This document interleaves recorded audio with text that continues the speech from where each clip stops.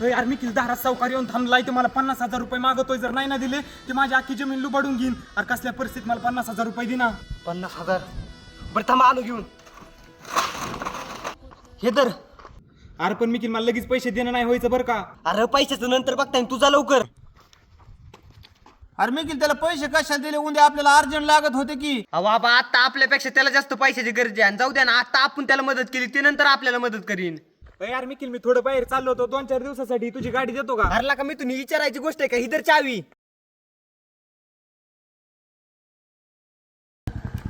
यार निखिल काय झालंय? कमून बोलवलंय मला? अरे मी तुम्हाला 10,000 रुपयाची लय अर्जंट गरज आहे, देतो का? अरे काय राव, तुम्हाला एवढ्या कामासाठी इथं बोलवलंय वय? माझ्याकडे पैसे आहेत पण मी नाही देणार, मला आता लागत येतं. काय लागा मी तुझा वाईट काळ चालू होता तेव्हा मी तुला मदत केली, आता माझा वाईट काळ चालू होतं, मला थोडी मदत कर की लय अर्जंट लागत आहेत पैसे. अरे एकदा काय मदत केली 3 तास तोंड वाटून काढायला लागलाय. जा माझ्याकडे नाहीत पैसे.